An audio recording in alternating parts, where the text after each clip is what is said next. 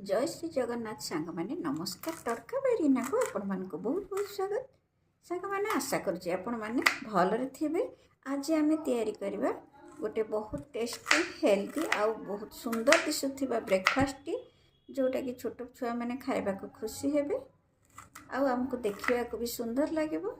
तो सांग माने देरी न करी आरंभ करबा हमर टेस्टी ब्रेकफास्ट। सेति पय मु नै जाईची पत्र कोबी मूला गाजर किसी काटिकी नहीं जाइए आम दबा कि ग्रीन मटर गाजर देची एटा पत्र कोबी मूला आ गोटे आलू को मु चांचिकी सेटा भी मिसई देवी आ कि आम दबा ग्रीन मटर देकर आम गोटे लगी आर गोटे स्टफिंग तैयारी करवा। तो सांग माने वीडियोटी को संपूर्ण देखंतु भल लगे लाइक शेयर सब्सक्राइब करनियंतु पाखरे थिबा बेल आइकन को क्लिक करनियंतु जहा द्वारा आपण माने मोर सब वीडियो नोटिफिकेशन प्रथमे पाई परबे। सांगे माने आपण पाखरे जदि आउ किछि परिबा अछि फूलकोबी कि पनीर एथिरे आपण ऐड करि परबे। मो परिबा को काटि कि रखि दोछि एबे मु जाउछि आकु टिके हमें भाजी नबा। स्टफिंग तैयारी करिया पय मो गोटे पैन बसै देछि पैन रे दे दोछि तेल टिके तातला पर एथिरे मो दे दोछि प्याज एबे एथिरे मो दे दोछि किछि ग्रेट कला अदा तापर मो दे दोछि परिवा को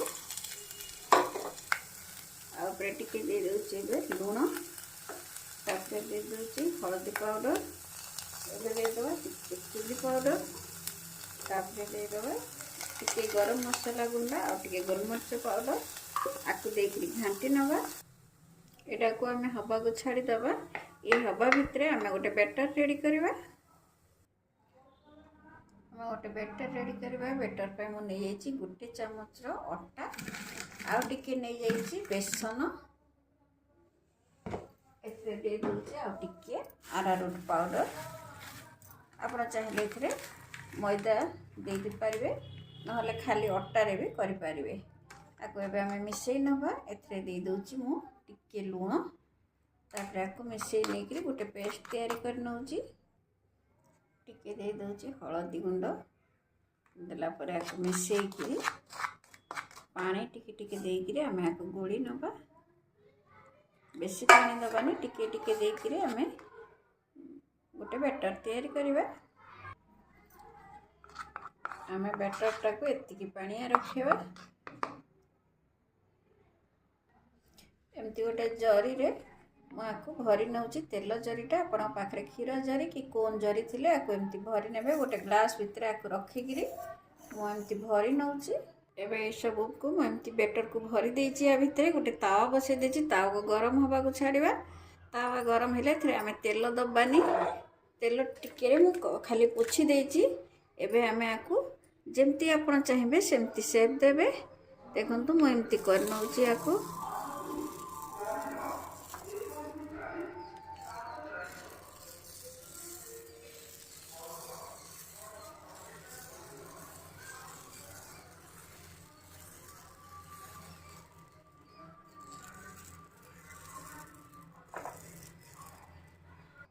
एबे देखंतु आको एमती गोटा मु उठेइकरी गोटे प्लेट को बाहर कर नउची। एटा को एमती सब लंबा करी रखी दबा। रखला परे मझे रे आमे स्टफिंग को दे दबा देकरी आको एमती गुड़े नबा। आको एमती आमे तैयारी करी नबा। आरो जो लास्ट टाको जो आमे बैटर बनेथिले से बैटर रो सहाय्य रे आको आमे एमती बंद कर नबा। देखंतु एटा हे गला रेडी मु आउ एमती सेम प्रोसेस रे आउ सब तैयारी कर नउची। एबे से तावा रे मु तेल दे देछि तेल ऊपर आको एमती गोटे हम देकरी भाजी नबा। आपण चाहिले आको छाणी करी भी करि परिबे।